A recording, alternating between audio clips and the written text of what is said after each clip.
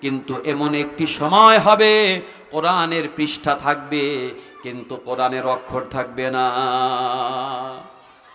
কিয়ামতের পূর্ব মুহূর্তে এমন একটা সময় হবে যেই সময়টার মধ্যে মানুষ যখন দেখবে বিভিন্ন আযাব বালা মুসিবত দেখতে পাবে, মানুষ তখন চিন্তা করবে আল্লাহর আসমানি গজব দেখতে পাবে, তখন দৌড়ে যাবে মসজিদের মধ্যে, তখন তারা দৌড়ে যাবে কোরআনের কাছে। যখন মানুষগুলো আল্লাহর আযাব থেকে বাঁচার জন্য চেষ্টা করবে, হাতে কোরআনে কারীমের সহিফা নিবে, কোরআন নিবে, তখন নেওয়ার পরে যখন কোরআনে কারীম খুলে দেখবে, তখন দেখবে শুধুই সাদা কাগজ, কিন্তু কোরআনের মধ্যে কোনো অক্ষর অবশিষ্ট নাই। নাউযুবিল্লাহ বলেন।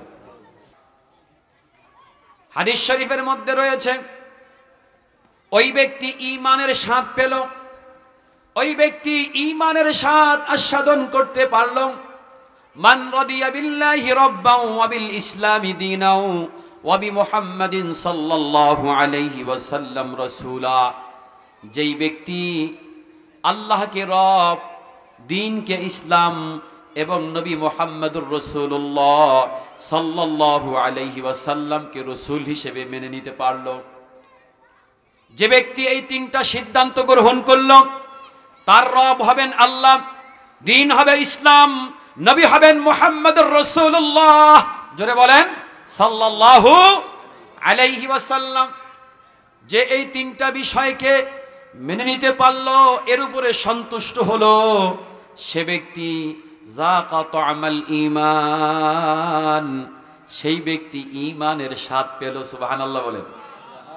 প্রধান অতিথি, বিশেষ অতিথি, আজকের মাহফিলে উপস্থিত জাতির শ্রেষ্ঠ সন্তান হযরত উলামায়ে কেরাম, মুরব্বিয়ানে আযম, যুবক ভাইরা, পর্দার অন্তরালে অবস্থানরত আমার সম্মানিত মা ও বোনেরা, সর্বপ্রথম মহান রব্বুল আলামিনের দরবারে অসংখ্য অগণিত শুকর এবং সুজুদ আদায় করছি যে মহান রব্বে করিম আল্লাহ সুবহানাহু ওয়া তাআলা আমাদেরকে দাওয়াত তাবলীগের নিসবতে কোরআন এবং হাদিসের আলোচনা শোনার জন্য উলামায়ে কেরামের সোহবতে জান্নাতের বাগান মাহফিলে আসার তৌফিক দান করেছেন।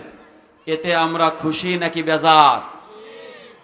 আমরা আল্লাহ পাকের নিয়ামত পেয়ে খুশি হয়ে রব্বে করিমের আলিশান দরবারে শুকরগুজার করছি। সকলেই একসাথে একযোগে উচ্চ কণ্ঠে কালিমাতুশ শুকর আদায় করছি, আলহামদুলিল্লাহ। সম্মানিত উপস্থিতি, আমাদের সৃষ্টিকর্তাকে, জোরে বলি কে? আমাদেরকে কে বানিয়েছে? আল্লাহ তাআলাই আমাদেরকে বানিয়েছেন। আল্লাহ তাআলা আমাদেরকে সুখ, শান্তি, সফলতা এবং কামিয়াবির জন্য আল্লাহ আমাদেরকে দ্বীন দান করেছেন। আমাদের দ্বীন আমাদের কাছে অনেক বড় নিয়ামত। আমাদের দ্বীনের নাম কি? জোরে বলি, ইসলাম। এটা আল্লাহ পাকের একমাত্র পছন্দনীয় ধর্ম, তার নাম হচ্ছে ইসলাম। কোরআনে কারীমের মধ্যে আল্লাহ রাব্বুল আলামিন বলেন, ইন্নাদ-দীনা ইনদাল্লাহিল ইসলাম।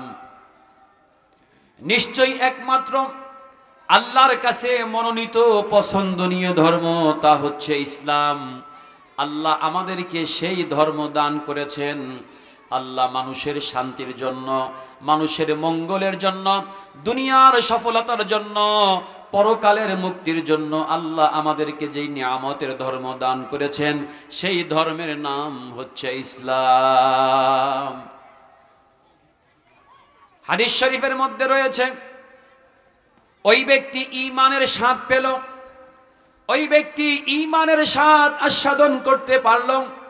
মান রাদিয়া বিল্লাহি রাব্বান ওয়া বিল ইসলামি দীনাও ওয়া বি মুহাম্মাদিন সাল্লাল্লাহু আলাইহি ওয়াসাল্লাম রাসূলা।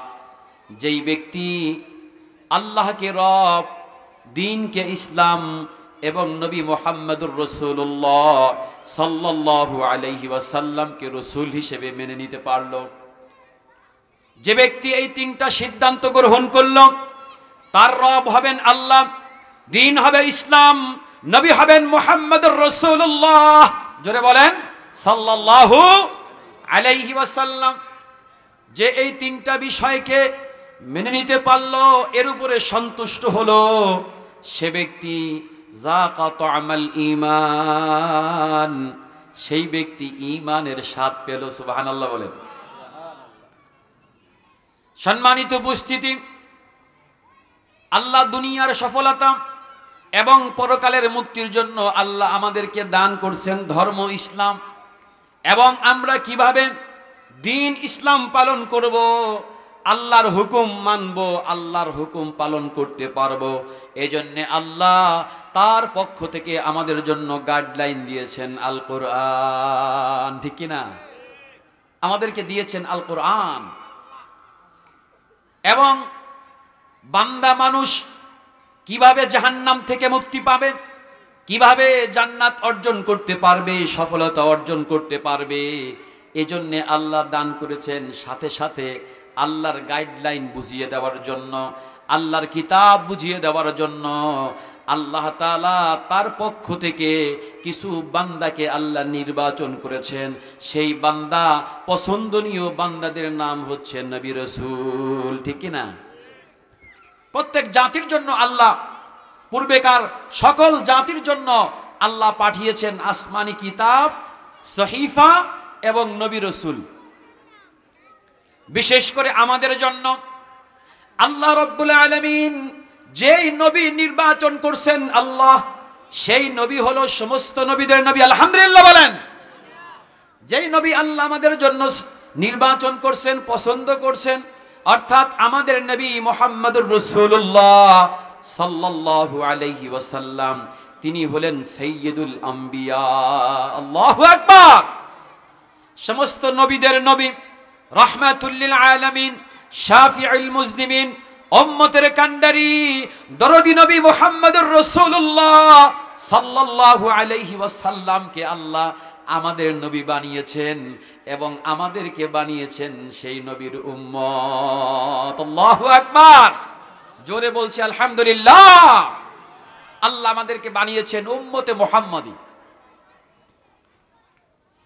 সম্মানিত উপস্থিতি, আল্লাহ রাব্বুল আলামিন তার প্রিয় হাবিব জনাবে মুহাম্মদুর রাসূলুল্লাহ সাল্লাল্লাহু আলাইহি ওয়াসাল্লামকে দুনিয়ার থেকে বিদায় করে নিয়েছেন। আমার প্রাণ নবী, কলিজার টুকরা, রাহমাতুল লিল আলামিন, সরদারে কায়নাত, তিনি মদিনায় ঘুমিয়ে আছেন। আল্লাহর হাবিব সাল্লাল্লাহু আলাইহি ওয়াসাল্লাম উম্মতের জন্য পুরো জীবনটা দিয়েছেন। পুরো জীবনের মধ্যে কখনোই নিজের চিন্তা করেন নাই। সব সময় দিনে রাতে আল্লাহর রাসূল সব সময় উম্মতের চিন্তা করেছেন। ইয়া উম্মতি, ইয়া উম্মতি, ইয়া উম্মতি। যত কঠিন অবস্থা হোক না কেন, আমার আপনার নবী তার নিজের চিন্তা না করে বলেছেন ইয়া উম্মতি। আল্লাহ রাব্বুল আলামিন সেই নবী নিয়েছেন, দুনিয়া থেকে বিদায় হয়েছে রাহমাতুল লিল আলামিন। কিন্তু আল্লাহর পক্ষ থেকে যেই কোরআন আমাদের জন্য নাজিল করেছেন, সেটা কি আল্লাহ নিয়েছেন নাকি কিয়ামত পর্যন্ত রেখে দিয়েছেন? কিয়ামত পর্যন্ত আল্লাহ আমাদের জন্য তার গাইডলাইন হিসেবে কোরআন আল্লাহ আমাদেরকে নিয়ামত হিসেবে দান করেছেন। সুবহানাল্লাহ বলেন। আল্লাহর পক্ষ থেকে সরাসরি আমাদের সবচাইতে বড় নিয়ামতের নাম হচ্ছে কোরআন। জোরে বলেন কি? জোরে বলেন কি? কোরআন আল্লাহ পাকের পক্ষ থেকে সবচাইতে বড় নিয়ামত। সেই কোরআন আল্লাহ আমাদের মধ্যে এখনো রেখেছেন এবং কিয়ামতের আগ পর্যন্ত থাকবে। কিন্তু এমন একটি সময় হবে, কোরআনের পৃষ্ঠা থাকবে কিন্তু কোরআনের অক্ষর থাকবে না। কিয়ামতের পূর্ব মুহূর্তে এমন একটা সময় হবে, যেই সময়টার মধ্যে মানুষ যখন দেখবে বিভিন্ন আযাব, বালা, মুসিবত দেখতে পাবে, মানুষ তখন চিন্তা করবে আল্লাহর আসমানি গজব দেখতে পাবে, তখন দৌড়ে যাবে মসজিদের মধ্যে, তখন তারা দৌড়ে যাবে কোরআনের কাছে। যখন মানুষগুলো আল্লাহর আযাব থেকে বাঁচার জন্য চেষ্টা করবে, হাতে কোরআনে কারীমের সহিফা নিবে, কোরআন নিবে, তখন নেওয়ার পরে যখন কোরআনে কারীম খুলে দেখবে, তখন দেখবে শুধুই সাদা কাগজ, কিন্তু কোরআনের মধ্যে কোনো অক্ষর অবশিষ্ট নাই। নাউযুবিল্লাহ বলেন। যাই হোক, এখনো কোরআন আছে কি নাই বলেন তো? এখনো কোরআন আছে, আমাদের ঘরেও আছে, মসজিদেও আছে, কিন্তু আমাদের অন্তরে নাই, ঠিক কি না? এখনো 80% মুসলমান কোরআন পড়তে পারে না। এর থেকে দুঃখজনক, আফসোসের কথা আর কিছুই হতে পারে না, ঠিক কিনা বলেন?